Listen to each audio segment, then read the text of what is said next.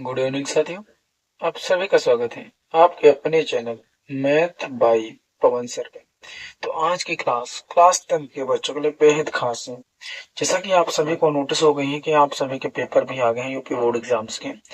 तो वहां पर 20 question objective all over subject में आते हैं। तो आज की क्लास में हम क्लास 10th के 10 ऑब्जेक्टिव क्वेश्चन और वो ऐसे ही क्वेश्चन आपको आपके पेपर में भी देखने को मिलेंगे। तो प्लीज अगर आप लोग सेशन में जुड़ चुके हैं तो कंटिन्यू अंत तक जरूर बने रहिएगा। और यहाँ से जो भी मैं आज आपको बताऊंगा आपके एग्जाम्स में आपके पेपर में हर हाल में इस टाइप के क्वेश्चंस जरूर मिलेंगे। तो बस आप यहाँ पर हमारे साथ भरोसे के साथ क्लास करिए और उसके बाद जब आप अपना एग्जाम दीजिएगा तो आपको यहाँ से बहुत कुछ फायदा होने वाला है। तो प्लीज साथियों आइए क्वेश्चन की शुरुआत करते हैं। बस आप लोग साथ साथ वीडियो को शेयर कर दें और साथ ही लाइक भी कर दें। तो चलिए आपका क्वेश्चन नंबर फर्स्ट है, यदि साइन थीटा बराबर cos थीटा तो थीटा बराबर क्वेश्चन नंबर 1 क्वेश्चन।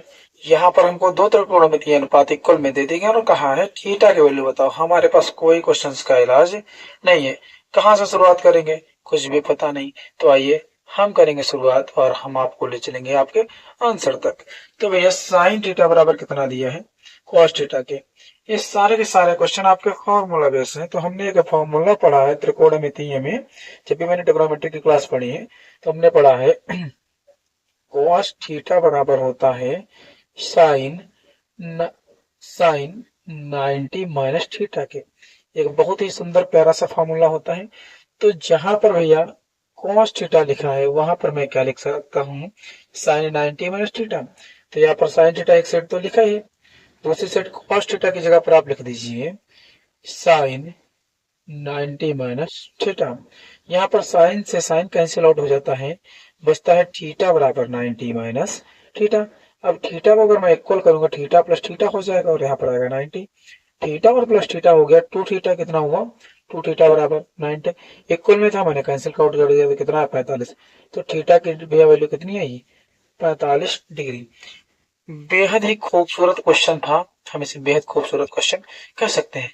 और ऐसे क्वेश्चन आपके एग्जाम में आते हैं और आपका दिमाग हिल जाता है कि कहाँ से क्वेश्चन आया और मैंने क्या पढ़ा है। तो भैया हम आप लोगों को वही सारी चीजें पढ़ाएंगे जो आपके एग्जाम से रिलेट करेंगे। आपको यहाँ पर कोई छोटा छोटा फ्रैक्शन, कोई गुणा जोड़ घटाना, ये सारी चीजें नहीं पढ़ाई जाएंगी। आपको जो पढ़ाया जाएगा आपके एग्जाम्स में आएगा। भले ही आप यहाँ पर वीडियो को छोड़ करके चले जाओ, वो अलग की बात है, लेकिन हर चीज एग्जाम से रिलेट ही हम बताएंगे। सेकंड नंबर क्वेश्चन है, बिंदु 4, -3 किस चतुर्थांश में है। निर्देशांक ज्यामिति वहां पर मैंने पढ़ा चतुर्थांश, इस टाइप से कुछ पढ़ा है।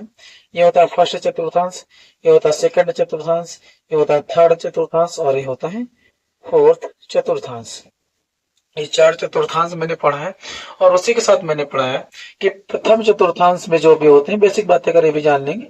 ये जहां पर दो एक क्षैतिज और ऊर्ध्वाधर रेखाएं जिससे बिंदु पर मिलान करती हैं उसे बोलते हैं हम मूल बिंदु। क्या बोलेंगे भैया, मूल बिंदु बोलेंगे। और मूल बिंदु के निर्देशांक ऑलवेज 0,0 होते हैं। उसी के साथ अगर फर्स्ट कोऑर्डिनेशन की बात करते हैं तो प्लस कामा प्लस, एक्स और वाई दोनों पॉजिटिव होते हैं। अगर सेकंड चतुर्थांश की बात करें तो ये होता है माइनस और ये होता है प्लस, यानी एक्स निगेटिव होता है और वाई पॉजिटिव होता है। अगर थर्ड चतुर्थांश की बात करें तो दोनों ही निगेटिव होते हैं, चाहे वाई हो या एक्स हो, दोनों निगेटिव में चलेंगे। और अगर यहीं पर हम फोर्थ चतुर्थांश की बात करते हैं तो एक्स पॉजिटिव और वाई निगेटिव रहता है।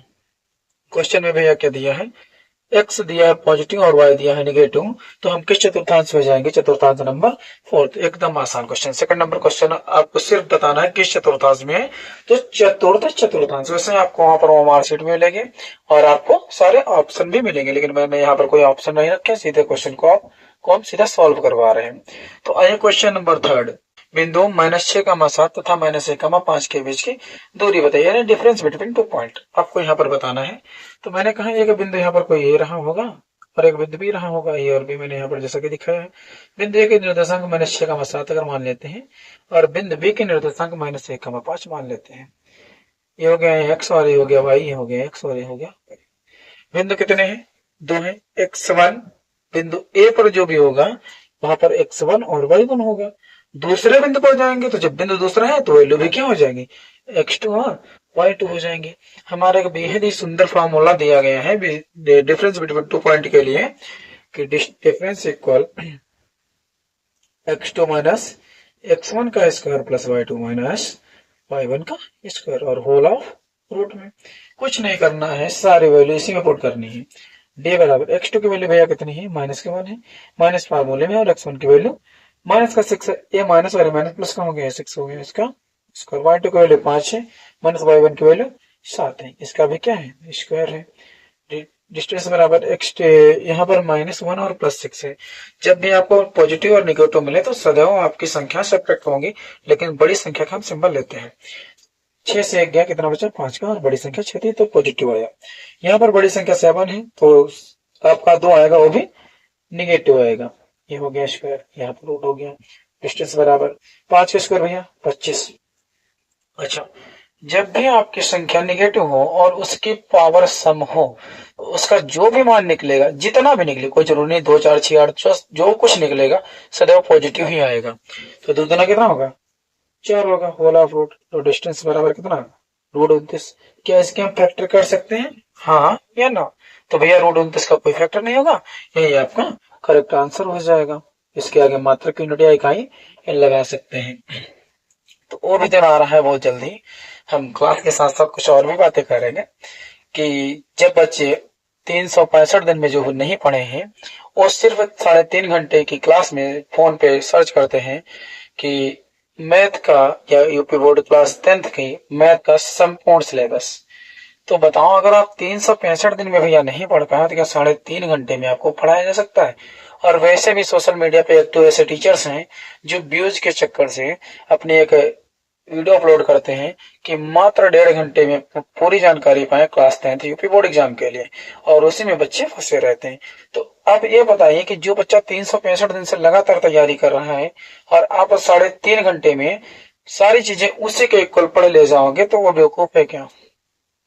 यानी कि हम कहीं ना कहीं अपने आप को सिर्फ संतुष्टि दे रहे हैं कि 3.5 घंटे की क्लास करके हम 365 दिन को कवर कर रहे हैं।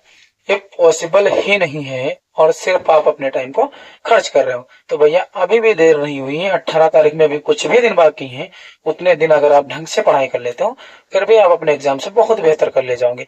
बस हमारी ये सजेस्ट आप अपने दिमाग में उतार लीजिए। तो अन्यथा की स्थिति में आप यही सर्च करते रह जाओगे कि मात्र 3.5 घंटे की वीडियो आएगी और आप सीखोगे कि मात्र 3.5 घंटे में पूरा सिलेबस यूपी बोर्ड एग्जाम, और आप टॉपर बनना चाहोगे। तो ये आपकी थिंकिंग बहुत ही खराब है। हम कितनी खराब कर सकते हैं तो वो आप खुद समझ लीजिए। तो आइए इसी के साथ क्वेश्चन नंबर 3 तो आपका हो गया। क्वेश्चन नंबर 4 पे चलेंगे। भैया दिया AP 2,7,12 एंड सो ऑन का 10वां पद क्या होगा। यहाँ पर कोई फॉर्मूला हम नहीं लगाएंगे, अगर आप चाहो तो लगा लेना, लेकिन हम कुछ भी भैया लगाने वाले नहीं है। संख्या में ग्रोथ कितने से हो रही, एपी का मतलब है अर्थमेटिक प्रोग्रेशन, जिसे हम समांतर श्रेणी बोलते हैं। तो संख्या में ग्रोथ कितने की हो रही, 2 से 5 और 5 से, सॉरी 2 से 7 और 7 से 12। तो हम कहेंगे पहले संख्या 2, दूसरी 7, तीसरी 12, सब में 5 5 जोड़ो भैया। तो 12 में 5 जोड़ोगे 17, 17 में 5 जोड़ोगे कितना होगा, 17 5 22, 22 में 5 जोड़िए 22 और 5 27, 27 में 5 जोड़िए 32, 32 में 5 जोड़िए आपका हो जाएगा 37, और 37 में 5 जोड़िए तो आपका हो जाएगा 42, 42 में 5 जोड़िए आपका हो जाएगा 47, 47 में 5 जोड़िए आपका हो जाएगा 47 5 52। अब संख्या कौन सी पूछे, 10वां पूछा है। पहला, दूसरा, तीसरा, चौथा, 5वां, 6वां, 7वां, 8वां, 9वां, 10वां, यानी 10 नंबर की संख्या आपकी क्या होगी, 47 होगी। जब हम आपका आंसर ऐसे ही निकाल रहे हैं तो क्या जरूरत है इसमें झालमेल करने की, कोई आवश्यकता नहीं फॉर्मूला की। अगर ऐसे कोई नॉर्मली क्वेश्चन का आंसर आ रहा तो भैया वैसे करिए, आपको ओमार सीट में फिल करना है, ऐसा नहीं आपको कॉपी में लगाना है, ठीक है। तो जितना जल्द हो सके उतना जल्द आप आंसर निकाल लीजिएगा।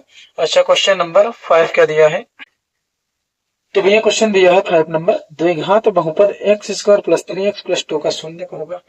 जब भी आपसे शून्य का कहे क्वेश्चन तो आपको सीधा सीधा फैक्टर यानी कि गुणनखंड ही करना है, आपको बिल्कुल सोच विचार नहीं करना है।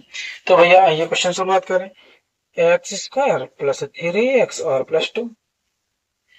अब क्वेश्चन के कहने का मतलब ये है जो कोफिशिएंट्स ऑफ x है वो जोड़ने पर और जो यहाँ पर अचर पद लिखा है 2 उसकी मल्टीपल करने पर, यानी कोई ऐसी दो संख्याएं ढूंढनी है जिनके गुणा करा दें तो 2 हो जाए और उन्हीं संख्याओं को हम जोड़ें तो 3 हो जाए। तो एक यहाँ पर अगर मैं कहूं फर्स्ट और सेकंड, फर्स्ट 2 और सेकंड 1 मानो तो कितना होगा 2 होगा, और 2 में अगर हम एक जोड़े तो कितना हो जाएगा 3। यानी कि फर्स्ट और सेकंड दोनों रूल हमारे अप्लाई हो गए, जोड़ने पर 3 हो जाते हैं और गुणा करने पर 2 हो जाती है। तो आइए भैया फैक्टर करते हैं। एक्स स्क्वायर, भाई 3 को क्या 2 + 1 नहीं लिख सकता? हाँ बिल्कुल लिख सकता हूँ, उसके साइड में कोफिशिएंट ऑफ एक्स था उसको लगा दिया और आगे +2 कर दिया। एक्स स्क्वायर, अब ये प्लस भी अंदर मल्टीपल करेगा और एक्स भी मल्टीपल करेगा तो अंदर हो जाएगा 2x। अच्छा यहाँ पर प्लस प्लस की गुना प्लस, एक्स बन जा, एक्स और प्लस का 2 हो गया। यहाँ से मैं कुछ कॉमन करूंगा भैया, यहाँ से देखिए एक्स कॉमन मिला तो अंदर x + 2 हो गया है, और यहाँ पर x + 2 ऑलरेडी लिखा है तो दोनों के मल्टीपल में कुछ भी नहीं है तो कितना है, उनका कोफिशिएंस 1 है। तो यहाँ पर मैं 1 भी कॉमन कर सकता हूँ, तो 1 मैंने कॉमन कर लिया तो अंदर x + 2 बचा है। अब x + 2 और x + 2 फिर से कॉमन मिला हमें तो हम कहेंगे x + 2 हो गया है और आगे x + 1 बचा है। अब कह रहा है इनके शून्य के, और जब भी हम शून्य निकालेंगे तो जो भी हमारी इक्वेशन दी है उसको हम इक्वल 0 कर देते हैं, तो भैया इसके इक्वल क्या करना पड़ेगा, 0 करना पड़ेगा। अब दोनों को एक एक बार 0 के बराबर बिठाएंगे हम, तो x + 2 बराबर अगर 0 हुआ तो x की वैल्यू कितनी आई है, -2 आई है, और अगर x + 1 0 हुआ तो x की वैल्यू कितनी आई है भैया, -1 आई। यानी हम कह सकते हैं इसके दो जो भी शून्य निकले हैं वो -2 -1 निकल के आएंगे। बहुत ही प्यारा, बहुत ही शानदार, बहुत ही खूबसूरत क्वेश्चन था और उसका उससे ज्यादा खूबसूरत आंसर निकल के आया, -2 -1। क्वेश्चन नंबर 6, 5, 15 और 20 के एलसीएम और एचसीएफ का अनुपात होगा। वाह रे क्वेश्चन, अभी तक एलसीएम और एचसीएफ हमसे पूछे जा रहे थे और इस बार क्वेश्चन ने कहा है जो लिस्ट कॉमन मल्टीपल और हाईएस्ट कॉमन फैक्टर है उनको रेशियो में बताइए। तो भैया अब एक नंबर के क्वेश्चन में दो काम करना पड़ेगा हमें। तो पहला स्टेप है कि हम एलसीएम निकाल लेते हैं, एलसीएम निकाल लेते हैं। क्या है एलसीएम, 5, 15 और 20 लिखा ना, ठीक है। अब वह छोटी से छोटी संख्या जो 5, 15 और 20 सबसे डिजिबल हो जाए तो हम कहेंगे 5 से 10 हो जाएगा, इसका 10 आएगा, तो 15 के पहाड़े में 10 नहीं आता और 20 के पहाड़े में 10 नहीं आता। 20 के पहाड़े में 40 तो आता है लेकिन 15 के पहाड़े में नहीं आता। 20 के पहाड़े में 60 आता है, 15 के पहाड़े में भी 60 आता है और 5 के पहाड़े में भी 60 आता है। तो हम कहेंगे जो इसका एलसीएम निकलेगा भैया, एलसीएम जो निकलेगा वो कितना निकलेगा, कितना निकलेगा, 60 निकलेगा। अब रेशियो में एचसीएफ करेंगे। अब एचसीएफ का मतलब है कि वह बड़ी से बड़ी संख्या जो 5, 15 और 20 सबको डिजिबल कर दे, सबको विभाजित कर दे। तो भैया 20 से 20 तो डिवाइड हो जाएगा लेकिन 15 नहीं होगा, 5 नहीं होगा। 15 से 15 हो जाएगा लेकिन 5 नहीं होगा, और 5 से 5 भी हो जाएगा, 15 भी हो जाएगा और 20 भी हो जाएगा। तो अब यहाँ पर एक मासा का और भी स्टेप है कि जो संख्याओं के बीच डिफरेंस है वो कितने का भी है, 5 का है कि नहीं है। तो हम कहेंगे 5 का तो नहीं है लेकिन यहाँ पर 10 का मिल रहा है, एक में 5 का मिल रहा है और एक में 10 का मिल रहा है। तो यहाँ पर हमें कितने का मिला, 5 का, और यहाँ पर मिला है 10 का। देखिए कि जो 10 संख्या हमारी है वो 5, 15, 20 को कंप्लीट डिजिबल नहीं करती है, लेकिन 5 जो है वो 5, 15, 20 सबको डिजिबल करती है। तो इसका जो एचसीएफ निकल के आएगा 5 से 15 और 20 का कितना भैया निकल के आएगा, वो आएगा मेरा 5 निकल के। और रेशियो की प्रॉपर्टी होती है अगर कुछ भी डिवाइड है तो आप कंप्लीटली डिवाइड करिए, उसके बाद फाइनली जो आंसर आएगा वो आपका करेक्ट आंसर होगा। तो प्रॉपर्टी के अकॉर्डिंग चलेंगे तो 5 को 60 को 12 बार में काटना और 5 का 5, यानी इसका जो भी रेशियो में वैल्यू आई 12:1 आई है। अब देखो क्वेश्चन कैसे हमें घुमाना चाह रहा था लेकिन हमने क्वेश्चन को तुरंत घुमा दिया और अपना एक नंबर पक्का कर लिया है। तो आइए क्वेश्चन नंबर 7 क्या है भैया, सेम क्वेश्चन है लेकिन क्वेश्चन थोड़ा सा चेंज हो गया है, और इतना चेंज हुआ है कि ऐसे क्वेश्चन जैसे बच्चा बोर्ड एग्जाम में देखता है तो स्किप करके तुरंत आगे बढ़ जाता है, लेकिन ऐसे क्वेश्चंस आपके बहुत ही कम समय में सॉल्व हो जाते हैं। तो प्लीज अगर आप लोगों ने कभी भी ऐसे क्वेश्चन सॉल्व नहीं किए हैं तो आज की क्लास में एकदम शानदार मेथड के साथ हम सिखाने वाले हैं। लिखा 2⁻3 गुणे 5, 2⁻3 गुणे 3 गुणे 5, ठीक है। पहली स्टेप दिया है, पहली संख्या जो है वो कितनी दी है, पहली और दूसरी दोनों लिखेंगे भैया, 2⁻3 गुणे 3 और गुणे 5। अच्छा दूसरी संख्या क्या है, 2⁻3 और 5। क्वेश्चन ने पूछा कि एलसीएम लिस्ट कॉमन मल्टीपल। जब आपसे एलसीएम पूछा जाए तो आपको क्या करना है, कॉमन संख्या ढूंढनी पहले नंबर में, वो भी छोटी घात के साथ। यहाँ पर कॉमन संख्या मिली 2 की पावर 3 और 2 की पावर 3, छोटी घात कोई नहीं मिली है, तो हम कहेंगे जो सेम है वही कर लेंगे, इक्वल वाली, फिर 2 की पावर 3। फिर उसके बाद क्या है, कॉमन संख्या मिली 5, 5 भी करेंगे।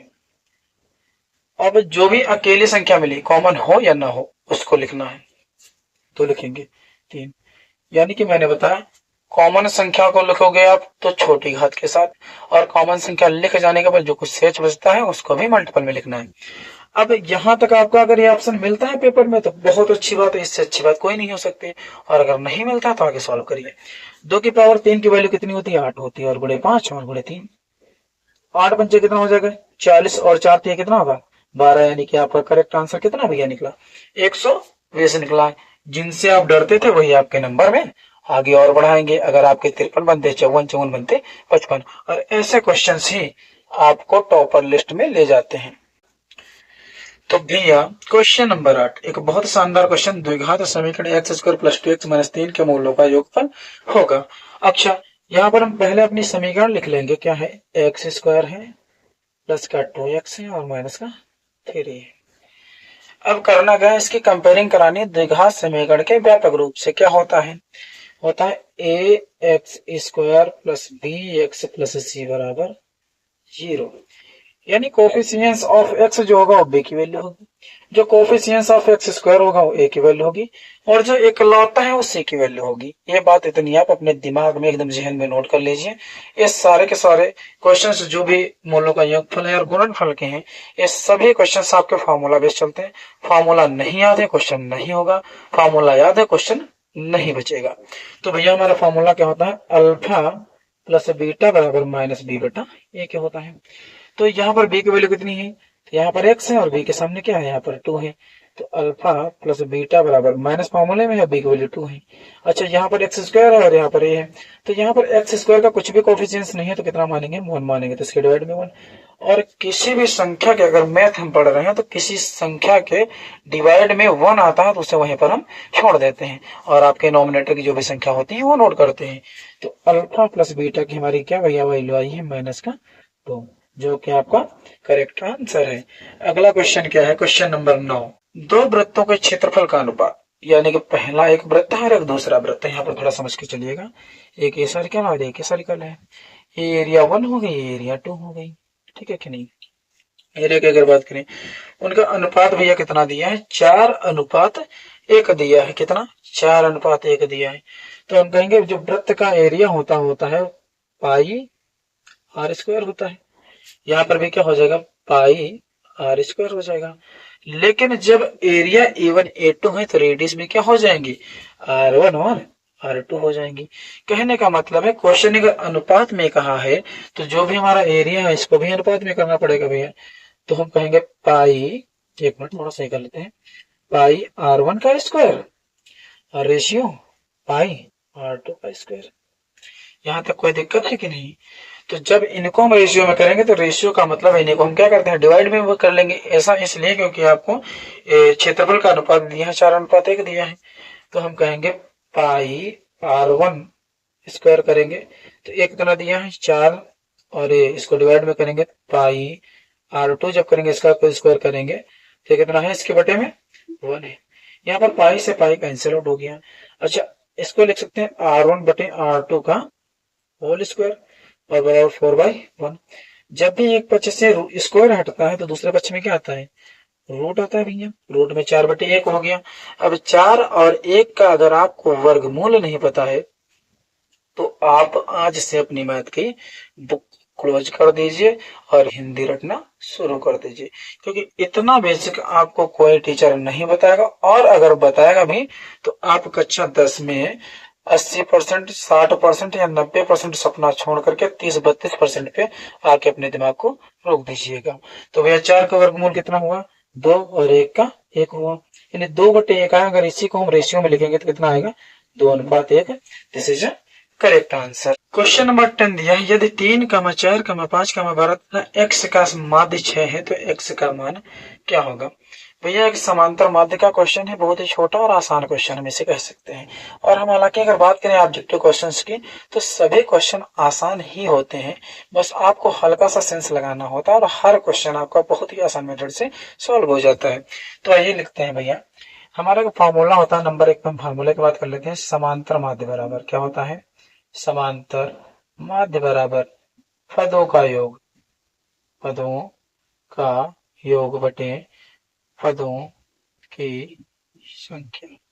ठीक है, हम कह सकते हैं समांतर माध्य बराबर sum of number upon total number. ये एक हमारा बेसिक फॉर्मूला है, इसी की मदद से हम क्वेश्चन में आगे बढ़ेंगे। तो समांतर माध्य क्वेश्चन ने बता ही दिया हमारा कितना है भैया, 6 है, तो हमने कह दिया ये 6 है हमारा। पदों का योग, जितने पद है सबको जोड़ लीजिए, 3 + 4 + 5 + 12 और प्लस x है। टोटल कितने पद, 1 2 3 4 5, 5 से डिवाइड करिए, इसके बटे में कुछ नहीं, तो यहाँ पर कैंची गुणा कर दीजिए। तो कैंची गुणा करोगे तो आप पहले नंबर में जोड़ लीजिए, फिर कैंची गुणा करिए, तो 6/1 हो गया यहाँ पर। 4 3 7, 7 5 12 और 12 12 कितना हो गया 24, और उसके साथ x ऐड कर लीजिए और डिवाइड में कितना हो गया 5 हो गया। क्रॉस मल्टीपल करिए यहाँ पर कैंची गुणा, तो हो जाएगा 24 कम 24 + x हो जाएगा, और 5 छक्के कितना हो जाएगा 30 हो जाएगा भैया। 60 गलत हो गया था, यहाँ पर 30 होगा। आगे क्या करेंगे, x को अगर यहाँ से मैं इक्वल करूंगा तो हमारा मैथमेटिक रूल कहता है अगर संख्या पॉजिटिव है तो इक्वल के बाद क्या होते हैं, निगेटिव हो जाते, तो -24 हुआ। तो x की वैल्यू कितनी आई है, 30 से 24 गया 6, जो x की वैल्यू निकल के आई है। आपका क्वेश्चन नंबर 10 भी हो गया। लेकिन कुछ होनहार वाले जो क्लास 10 में इंटर की है, इस बार अपना पेपर देंगे क्लास 10 का, वो कहेंगे अच्छा अब मेरे समझ आया कि अगर समांतर माध्य 6 है तो उसमें x की वैल्यू भी 6 आएगी। पॉसिबल नहीं है कि 6 ही आए, कोई जरूरी नहीं है। तो अपना ये दिमाग अपने पास ही रखना, क्वेश्चन को सॉल्व करना, फिर ऑप्शन टिक करना। और कुछ ऐसे भी होनहार बालक होते हैं जो कहते हैं अच्छा पहले का ऑप्शन बी आए तो दूसरे का सी है, इसका मतलब तीसरे का बी और चौथे का सी, ऐसा प्रोसेस करेंगे। ये सब आपको कुछ नहीं करना हो सकता, सबके ए भी हो सकते हैं, सबके बी हो सकते हैं, या किसी का सी किसी का डी हो सकता है। तो आप अपने आप को ऐसा संतोष देने के लिए कुछ ना करना, क्वेश्चन को सॉल्व करके ही उसका ऑप्शन को टिक करना। ये बात समझ आ रही कि नहीं समझ आ रही? अगर समझ नहीं आ रही तो जो आपका रोल है, जो आपका तरीका है, वो हमारे ख्याल से आपको कई गुना पीछे ले जा रहा है आपके एग्जाम स्कोर से। ठीक है कि नहीं? तो आपको हर क्वेश्चन को सॉल्व करके ही आगे अपनी ओएमआर शीट पे टिक करना है। तो प्लीज भैया, अगर आप लोगों को वीडियो पसंद आई है और हर क्वेश्चन का तरीका भी बहुत बेहतर शानदार तरीके से समझ आया, तो आपसे यही रिक्वेस्ट करना चाहेंगे कि वीडियो को लाइक करने में कोई आपको पैसा नहीं लगता है। प्लीज वीडियो को लाइक कर दें और चैनल को साथ ही साथ सब्सक्राइब कर लें, ताकि आपको ऐसी फ्री क्लासेस मिलती रहे डेली की डेली, और आप अपने एग्जाम में बहुत ही बेहतर कर पाओ। धन्यवाद दोस्तों, मिलते हैं अगली वीडियो में।